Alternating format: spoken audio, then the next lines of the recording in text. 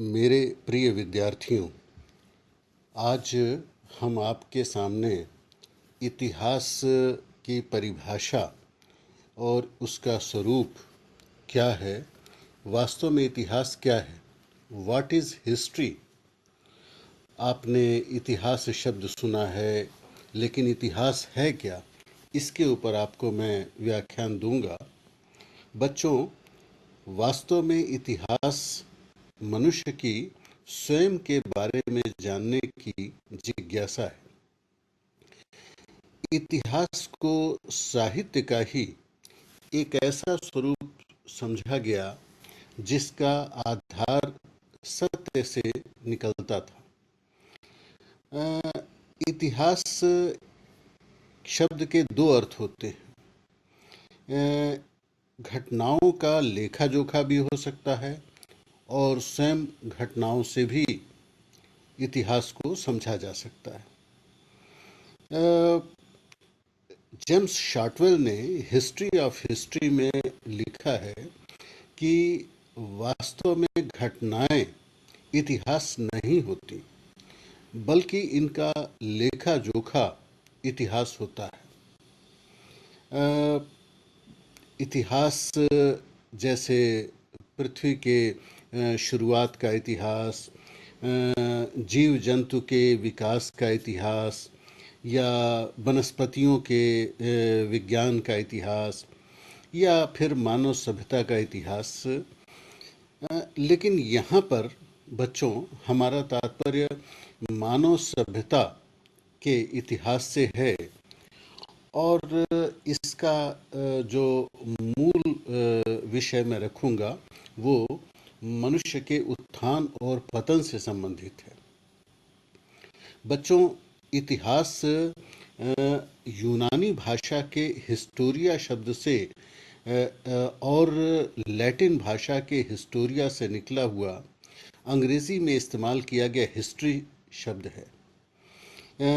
इतिहास को जर्मन भाषा में गेस्चिस्टे भी कहा गया और भारत में इतिहास यानी निश्चित रूप से ऐसा हुआ कहा जाता है।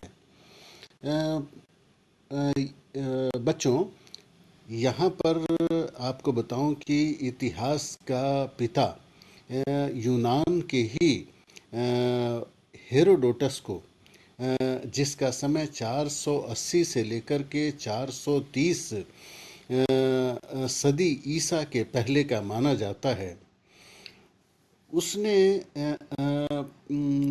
इतिहास की पहली बार बात कही, इसलिए उसे इतिहास का पिता, फादर ऑफ हिस्ट्री कहा जाता है।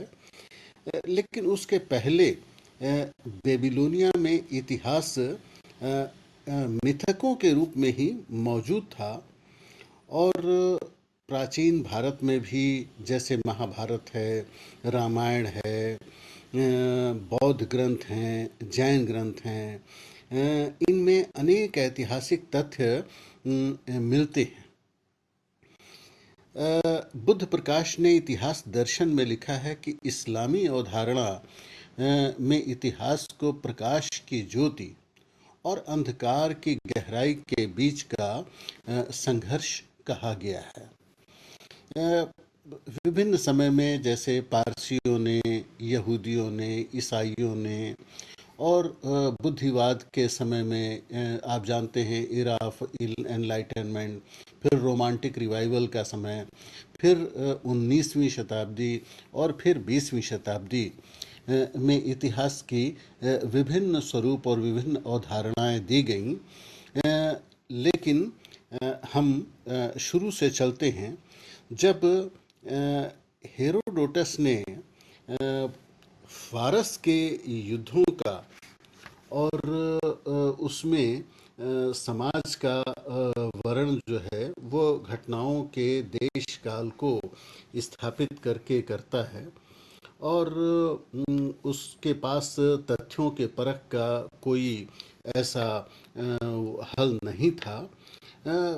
उसका इतिहास गाथाओं से भिन्न नहीं था।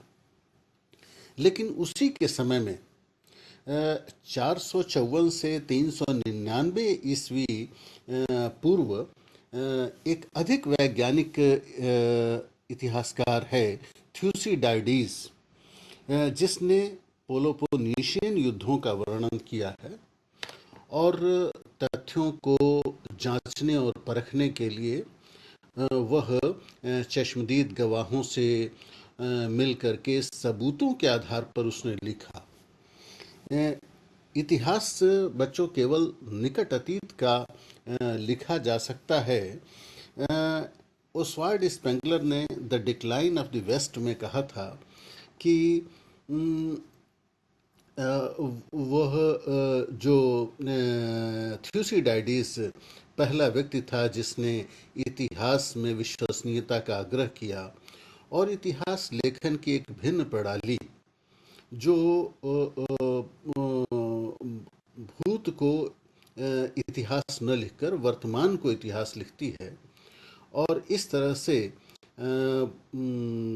यथार्थ चित्रण को भावी पीढ़ियों को सीखने का एक अवसर वो थ्यूसिडाइडिस देना चाहता था। हेरोडोटस का आग्रह रोचक घटनाओं का विवरण था, उनका प्रस्तुतिकरण था। वहीं थ्यूसिडाइडिस जो है वो शिक्षात्मक पहलू पर जोर देता था। ये बात हेनरी जॉनसन ने टीचिंग ऑफ हिस्ट्री में कही है। थ्यूसिडाइडिस ने युद्धों और राजनीति तक ही वो सीमित रहा और हेरोडोटस और थ्यूसिडाइडिस लगभग 2000 साल तक इतिहासकारों के आदर्श बने रहे और इतिहास लेखन की ऐसी ही परिपाटी चलती रही। अरस्तु का नाम आपने सुना है, एरिस्टोटल, जिसे तमाम विज्ञानों का जनक कहते हैं। उसने कहा था कि प्राचीन काल में इतिहास को अतीत की राजनीति कहा जाता था। इस तरह इतिहास के स्वरूप निर्धारण का श्रेय यूनानियों को जाता है। रोमन काल में भी इतिहास को कहानियों के रूप में प्रस्तुत किया गया, दस्तावेज के रूप में ये अस्पष्ट है। बच्चों, जब यूरोप में ईसाईत्व का प्रादुर्भाव हुआ और उसका नाम क्रूसेंडम पड़ा, तो इतिहास की व्याख्या भी ईसाईत्व पर ही आधारित हो गई। उत्तरी अफ्रीका के सेंट अगस्टाइन ने, जिनका समय 354 से 430 ईस्वी है, उन्होंने इतिहास में ईश्वर की स्थापना कर दी। जीपी गूच ने history and historians in the 19th century में लिखा है कि ईसाईत्व को पुराने धर्मों से अच्छा मानने वाले संत अगस्टाइन ने डी सिविटाट डेई यानी देवनगरी नाम की एक किताब लिखी, जिसमें प्राचीन रोम के इतिहास का उल्लेख करते हुए उसने इतिहास दर्शन का प्रतिपादन किया और उसने इतिहास को नियतिवादी करार दिया, यानी इतिहास ईश्वर की लीला। इसके बाद हजारों सालों तक नियतिवादी इतिहास यूरोप में ईसाईत्व को मानवोचित और न्यायोचित ठहराता रहा। इतिहास में संजोग की भूमिका पर बल देने की धारणा से व्यवस्थित ढंग से जुड़ने वाला पहला इतिहासकार पोलिबस था और दूसरा टैसिटस। आधुनिक समय में गिब्बन, बरी, फिशर, सार्त्र, मिनेक भी इस प्रवृत्ति से प्रभावित रहे थे। मेरे प्यारे बच्चों, उत्तरी अफ्रीका के ही इब्न खल्दून ने, जिसकी मृत्यु 1406 में होती है, उसने मुकद्दिमा नाम की इतिहास दर्शन की सर्वश्रेष्ठ किताब लिखी। वो सर्वप्रथम वैज्ञानिक इतिहास की बात कहता था। सही इतिहास लेखन के लिए उसने स्वयं बड़ी लंबी लंबी यात्राएं की, तथ्यों को जांचा, परखा, नापा, तौला और उसने कहा कि उन पर विवेकपूर्ण विचार करना चाहिए। इतिहास को समाज की आवश्यक निधि वो मानता था और उसने पूर्वाग्रह विहीन होकर के वस्तुपरक इतिहास की धारणा का प्रतिपादन किया। वो इतिहास की भविष्यवाणी भी कर सकता था। इब्न खल्दून विचारक अधिक था, इतिहासकार कम, और शायद उसका यूरोपियन न होना एक कारण था कि उसका इतिहास के ऊपर प्रभाव कम पड़ा। लेकिन मुकदमा आज भी इतिहास दर्शन की एक शिलालेख मानी जाती है। पुनर्जागरण यानी यूरोप में जो रेनेसां का समय है, उस समय मानव केंद्रित समाज की कल्पना हुई। व्यक्ति वर्तमान से ज्यादा जुड़ने लगा। उसने इतिहास की खिल्ली उड़ाई और उसे नकारा। इटली के मैकियावेली का नाम आपने सुना होगा, जो 1469 से लेकर के 1527 ईस्वी तक उसका समय है। उसने इतिहास को वर्तमान की कठपुतली माना। Discourses on the first 10 books of Levi, इतिहास की 10 पुस्तकों पर व्याख्याएं में उसने अपने उद्देश्य को प्राचीन काल के शासन और राजनीतिक सिद्धांतों का अध्ययन और अनुशीलन, वर्तमान राजनीति में इसका उपयोग करता है। उसकी पुस्तक द प्रिंस जो 1513 में छपी, उसने प्राचीन यूनान और रोम के इतिहास के उदाहरणों से ये स्पष्ट किया कि कुछ सिद्धांत निश्चित तौर पर उसके समर्थन में इतिहास के प्रमाणों को ढूंढा और उसने कहा कि अतीत के तथ्यों का अपने लक्ष्य हेतु प्रयोग करना चाहिए। बार्नेस ने history of history and historians में कहा कि मैकियावेली तो अतीत के तथ्य अगर उसके काम के नहीं मिलते थे तो वैसा गढ़ लेता था। बच्चों, गणितज्ञ, दार्शनिक और तर्कशास्त्री डेकार्ट ने इतिहास को गल्प और परिकथाओं की संज्ञा दी। 16वीं और 17वीं सदी में इतिहास का अवमूल्यन हो रहा था। फ्रांस के पादरी मा बी लों ने कूटनीतिक इतिहास की बात कही। उसने दस्तावेजों के प्रयोग पर बल दिया और इसी आधार पर अंतर्राष्ट्रीय संबंधों का इतिहास लिखा।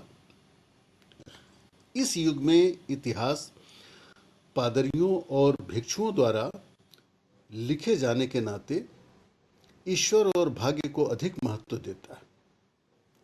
18वीं सदी ऑफ क्लारुंग यानी प्रबुद्धता का समय था, एनलाइटनमेंट का समय था, जब तर्क को महत्व दिया गया और फ्रांस के ही फ्रैंको मारी आरूडी वाल्टेयर, जिसे आप 1641 से 1778 के समय वाल्टेयर के नाम से जानते हैं, उसने इतिहास में एक नए युग का सूत्रपात किया।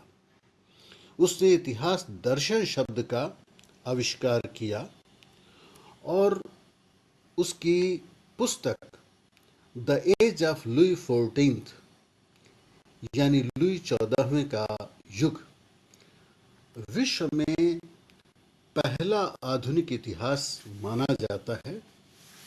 अवधारणा की दृष्टि से ही नहीं ये आधुनिक था, इसमें लुई के समय का शाश्वत इतिहास लिखा गया। राजनीति के अलावा आर्थिक और सांस्कृतिक व्यवस्थाओं का भी वर्णन था। वाल्टेयर पूर्वाग्रहग्रस्त था, क्योंकि चर्च और पोप के बड़ा घोर विरोधी था। फिर भी उसने वस्तुपरक इतिहास की बात कही। 19वीं सदी तक विज्ञान की इतनी स्थापना लोगों ने अनुभव किया कि जो विज्ञान नहीं है उसे व्यर्थ मानने लगे। जैसे प्राकृतिक विज्ञान का विकास हुआ और वो मनुष्य के लिए उपयोगी बन गया, वैसे ही समाज के लिए भी एक विज्ञान की ज़रूरत हुई। फ्रांस के ऑगस्ट कॉम ने, जिसे समाजशास्त्र का पिता, फादर ऑफ सोशियोलॉजी कहते हैं, उसने सामाजिक विज्ञान की बात कही।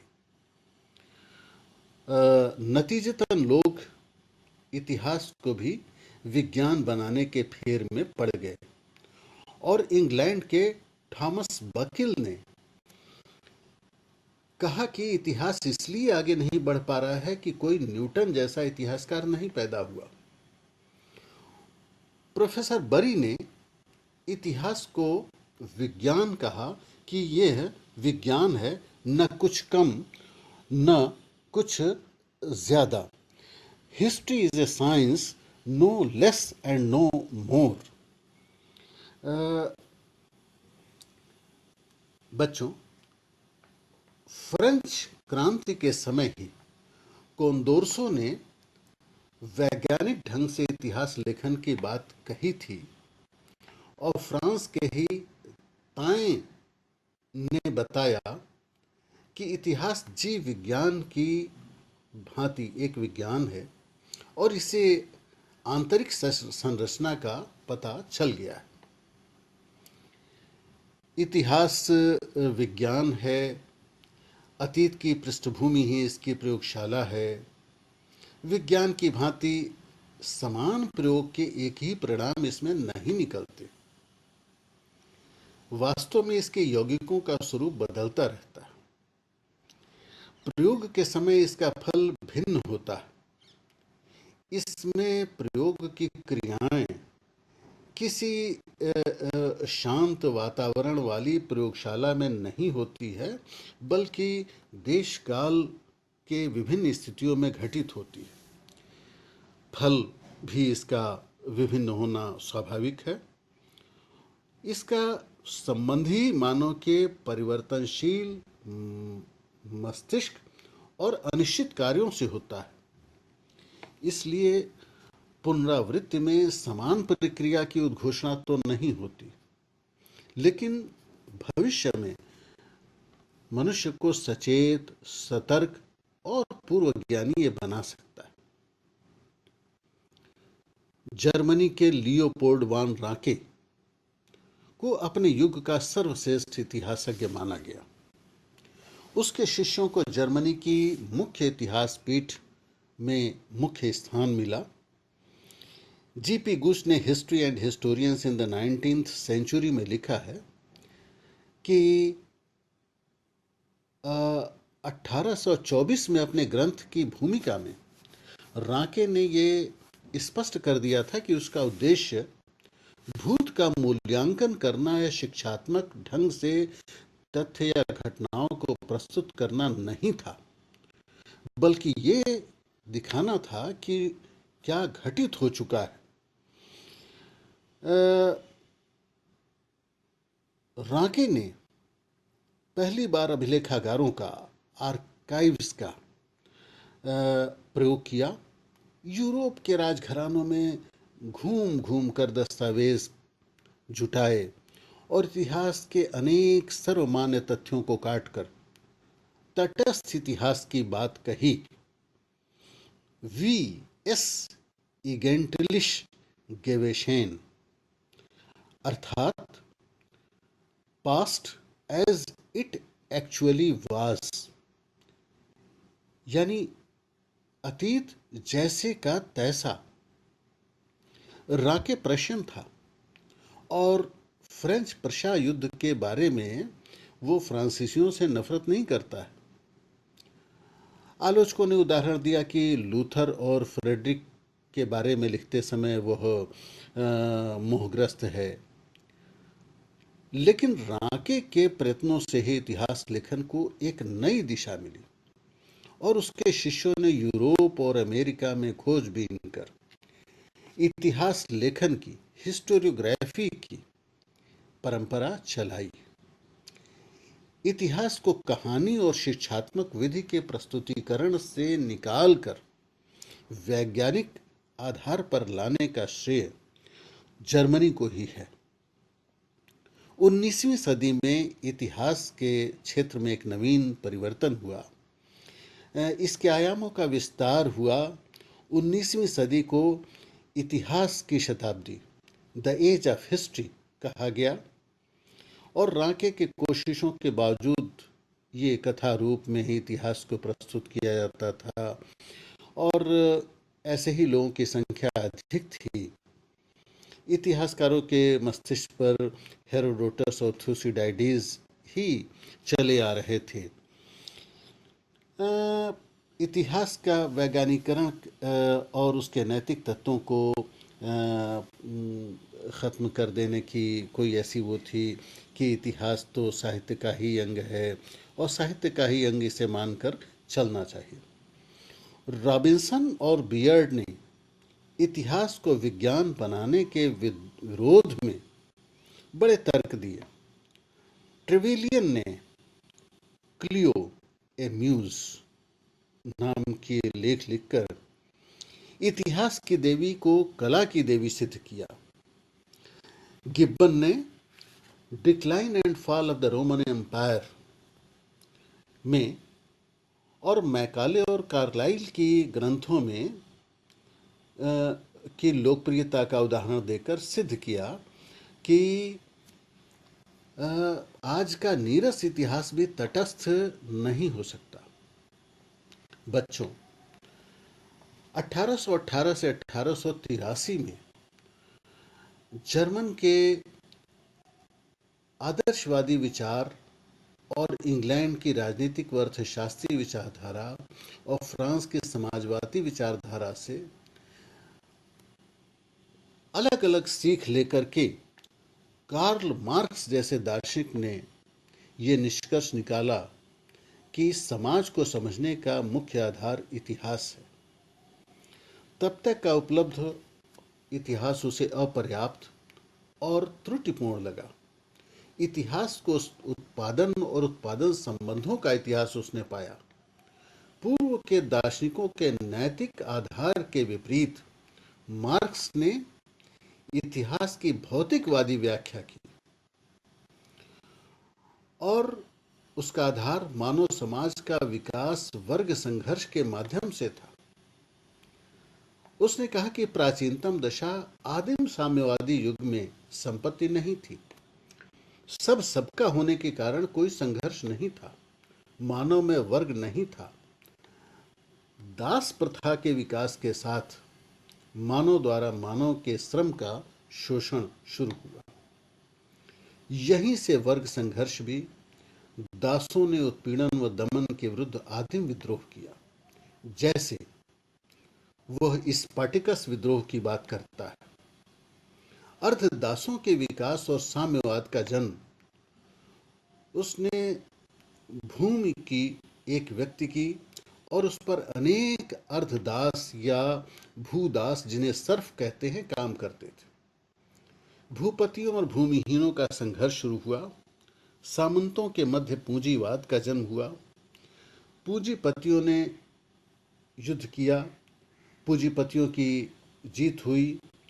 1789 की महान फ्रांसीसी क्रांति में शक्ति सामंतों के हाथ से पूंजीपतियों के हाथ में चली गई। फिर सर्वहारा वर्ग और पूंजीपति वर्ग का युद्ध चला।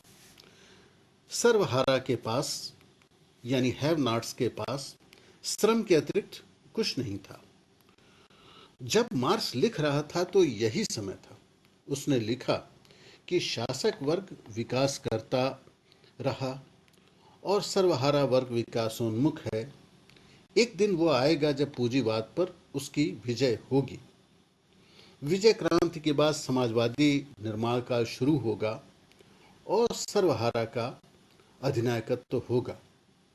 धीरे धीरे संघर्ष खत्म होगा। संसार में केवल सर्वहारा बचेंगे। साम्यवाद की स्थापना होगी। वर्गहीन समाज होगा। राज्य की भी आवश्यकता नहीं होगी और वो खत्म हो जाएगा। उसने इतिहास को मानव समाज के विकास के अध्ययन का आंकड़ा बना दिया, जिसमें व्यक्ति वर्तमान को समझकर भविष्य की योजना बना सकता है। इतिहास काफी वैज्ञानिक हो गया। मार्क्स की भविष्यवाणियां कुछ सही साबित हुई जब रूसी क्रांति हुई, चीनी क्रांति हुई, और इतिहास का मूल आधार आर्थिक उसने जो माना था उसे अधिकांश लोगों ने स्वीकार किया। मार्क्स ने पहले के सभी विचारों को चुनौती दी और इतिहास दर्शन में एक खलबली मचा दी। उसका प्रमुख पक्ष आर्थिक था और मानव जीवन के पहले प्रत्येक पहलू में दिखाई पड़ता है। मार्क्स ने 1867 में डस कैपिटल में जो लिखा कि इतिहासकारों को इतिहास की आम घटनाओं का आर्थिक पृष्ठभूमि विश्लेषण करना चाहिए, जिससे वे परिवर्तन सहज ही समझ में आ जाएंगे। ऐतिहासिक विधा की चरम परिणति वर्ग विहीन समाजवादी समाज है, जो एक स्वतंत्र समाज है। मार्क्स से पहले रॉबर्ट ओवेन, हैरिंगटन और स्पेंसर ने भी इतिहास की आर्थिक व्यवस्था का प्रतिपादन किया था। मार्क्स के विचार ऐतिहासिक विधा के एक पक्ष को प्रस्तुत करते हैं, वह संपूर्ण सत्य नहीं है। बच्चों, उसका द्वंद्वात्मक भौतिकवाद और वर्ग संघर्ष भी इतिहास के सभी तत्वों को समझने में सहायक नहीं था।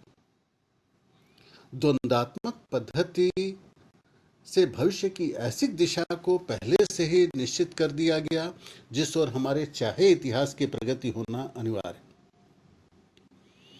विश्व इतिहास में यदि संजोग के लिए स्थान न होता तो इसका चरित्र बड़ा रहस्यवादी होता।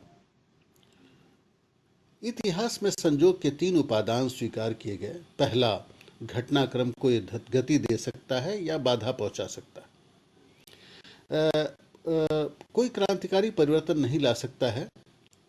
दूसरा, एक संजोग दूसरे के द्वारा प्रतिदत्त होता है और अंत में संजोग स्वयं को रद्द कर देता है। तीसरा, संजोग का विशेष निदर्शन व्यक्तियों के चरित्रों में होता है। ट्रोट्स्की ने माई लाइफ में बल दिया कि पूरी ऐतिहासिक प्रक्रिया दुर्घटनात्मकता के माध्यम से ऐतिहासिक नियमों का प्रावर्तन। हीगेल, स्पेंगलर, टाइनबी का इतिहास दर्शन काफी आसपास है। हीगेल ने द फिलॉसफी ऑफ हिस्ट्री में इतिहास को एक भौतिक अभिज्ञान नहीं बल्कि एक विचार के उन्मज्जन में, जिसमें सम्राट या राष्ट्र के नैतिक विकास पर आग्रह है, इस विचार का उदय धीरे धीरे संस्कृत के विकास के आधार पर होता है। इतिहास का केंद्रित विषय स्वतंत्रता है। कारण ही विश्व का नियामक है, अतः विश्व इतिहास का एक मुक्तिपूर्ण विधा है। इतिहास प्रगतिशील और प्रकृति प्रगतिशील नहीं। हीगेल के विचारों का भावी इतिहासकारों पर काफी प्रभाव पड़ा। ओसवाल्ड स्पेंगलर ने the decline of the west में इतिहास को सांस्कृतिक इकाइयों से मिलकर बना हुआ बताया और हर संस्कृति की एक निजी विशेषता होती है। हर संस्कृति का उदय, विकास और ह्रास होता है। इतिहास लयहीन, निरर्थक दीर्घ कथा नहीं है, बल्कि विभिन्न संस्कृतियों का क्रमशः विकास है। आर्नल्ड टाइनबी ने ए स्टडी ऑफ हिस्ट्री के 10 भागों में 21 सभ्यताओं का अध्ययन किया और इसके आधार पर उसने कहा कि इतिहास एक निरुद्देश्य यात्रा नहीं है, इसका एक निश्चित उद्देश्य है। उसका मुख्य विचार चुनौती और उसका प्रतिकार है। जो सभ्यताएं चुनौतियों का मुकाबला कर लेती हैं वो जीवित रह जाती हैं और आगे बढ़ जाती हैं। जो इनका मुकाबला नहीं कर पाती वे खत्म हो जाती। जो सभ्यता चुनौतियों का मुकाबला कर सकती है उसके सामने नई चुनौतियां आ जाती। स्पेंगलर ने जिसका प्रत्युत्तर नहीं दिया था, संस्कृति का ह्रास कैसे होता है, इसका समाधान टैनबी ने किया। मानव इतिहास का आधुनिक काल मानव के इतिहास का अंतिम चरण है। मेरे बच्चों, ये समय की संपूर्णता के चिन्ह धारण किए हुए, जैसे इसके बाद कोई आगामी इतिहास होगा ही नहीं। टैनबी ने ऐसा an inaugural lecture of the study of modern history में लिखा था, जो ऑक्सफोर्ड से छपी। उसने कहा कि इतिहास आध्यात्म में अतिक्रमण कर जाता है और सिविलाइजेशन ऑन ट्रायल में उसने लिखा कि असंभावित और अदृष्ट की सक्रियता को पहचानना चाहिए। मेरे प्यारे विद्यार्थियों, 20वीं सदी की इतिहास का सर्वमान्य विचारधारा भौतिकवादी है। दूसरे विचारकों को वास्तविकतावादी यानी पॉजिटिविस्ट या अनुभववादी एम्पिरिसिस्ट कहा जाता है, जो इतिहास को अतीत के तथ्यों के अतिरिक्त कुछ नहीं मानते। भौतिकवादी इतिहास को वर्ग सापेक्ष मानते हैं, लेकिन ये निरपेक्ष मानते हैं। इनके अनुसार इतिहास अतीत का सच्चा मित्र है। मध्यम मार्गी इतिहास को न तो पूर्णतः सापेक्ष मानते हैं और न पूर्णतः निरपेक्ष, यानी इतिहास में वस्तुगतता भी हो सकती है, फिर भी इतिहास इतिहासकार की दृष्टि से ही लिखा जाता है। रेमो आरो ने कहा था कि मानव एक ही साथ इतिहास का विषय वस्तु भी है और कर्ता यानी लेखक भी है। अतः वह पूरी तरह पूर्वाग्रह विहीन नहीं हो सकता। अगर मानव अपने पूर्वाग्रहों के बारे में सचेत हो और वह उस पर नियंत्रण रख सकता है, तो उसका लिखा हुआ इतिहास अधिक सच होगा। आज के दो मशहूर प्रवर्तकों में हैम्पेल का कहना है कि इतिहास वैज्ञानिक ही होगा और विलियम ड्रे ने कहा है कि इतिहास निश्चित ही सापेक्ष होता है। कार्लाइल ने इतिहास को महान व्यक्तियों की जीवनी माना, लेकिन व्यक्ति चरित्रों में लोगों की जो रुचि पैदा हो गई, उससे मनुष्य की इतिहास की दृष्टि में जितनी अधिक गलतियां और भ्रम पैदा हुए हैं, उतने और किसी चीज से नहीं हुए। बच्चों, अंत में मैं आपसे यही कहना चाहूँगा, इतिहास की परिभाषा को समझते हुए, इतिहास के स्वरूप के इन विभिन्न समय से गुजरते हुए, जैसे मैंने आपको पारसी अवधारणा, यहूदी अवधारणा, इस्लामी अवधारणा, ईसाइयत की अवधारणा और पुनर्जागरण के समय की इतिहास की अवधारणा, बुद्धिवाद के युग के इतिहास की अवधारणा, रोमांटिक युग के इतिहास की अवधारणा, 19वीं सदी में इतिहास की अवधारणा और 20वीं सदी में इतिहास की अवधारणा की बात की है, तो आप ये समझें कि धर्म और जाति और क्षेत्रीयता और विकृत और संकुचित राष्ट्रवाद की भावना से हटकर इतिहास अब 21वीं शताब्दी में विश्व बंधुत्ववाद से जुड़ गया है। ये बात H.G. वेल्स ने भी और टैनबी ने भी इसे कहा था और मैंने आपको बताया कि इसमें तथ्य ही इतिहास में सर्वोपरि है। अतीत की अपनी अस्मिता है। इतिहास निर्माण में निर्णायक भूमिका इन्हीं की होती है। इतिहासकारों को सर्वोपरि मान करके जो कहते हैं कि वही तथ्य का निर्धारण करते हैं। इतिहास वर्तमान में रहता है और वर्तमान ही निर्णायक है। भले ही बात अतीत की जाए, इटली के बी क्रोचे ने history and the story of liberty में कहा था कि इतिहास समसामयिक इतिहास होता है। क्रोचे से प्रभावित ऑक्सफोर्ड के इतिहासकार कॉलिंगवुड ने द आइडिया ऑफ हिस्ट्री में लिखा कि अतीत जिसका इतिहासकार अध्ययन करता है मृत अतीत नहीं होता, बल्कि किन्हीं अर्थों में वर्तमान में भी जीवित रहता है। तीसरा वर्ग इतिहास के भी नियमों पर आधारित मानता है। नियम यद्यपि प्राकृतिक विज्ञान के भांति निरपेक्ष नहीं है, पर हैं जरूर। नियतिवादी वर्ग कहता है कि सब कुछ पहले से निश्चित है, इतिहास उधर ही जा रहा है। ये वर्ग निश्चय ही मानवेतर सत्ता को महत्व देता है। और लोग मानते हैं कि नियम है, लेकिन उसके हाथ में मानव कठपुतली नहीं है। इन दोनों का भी एक द्वंद्वात्मक संबंध है। परिस्थितियां ही मनुष्य का विचार बनाती हैं, किंतु मानव भी परिस्थितियां बनाता है। इसी वर्ग में मार्क्सवादी और भौतिकवादी रखे जाते हैं। आधुनिक समय के बड़े इतिहासकार एडवर्ड हैलेट कार ने अपनी प्रसिद्ध पुस्तक व्हाट इज हिस्ट्री में लिखा है कि इतिहासकार और उसके बीच तथ्यों की क्रिया प्रतिक्रिया की एक अनवरत प्रक्रिया है। अतीत और वर्तमान के बीच एक अंतहीन संवाद है।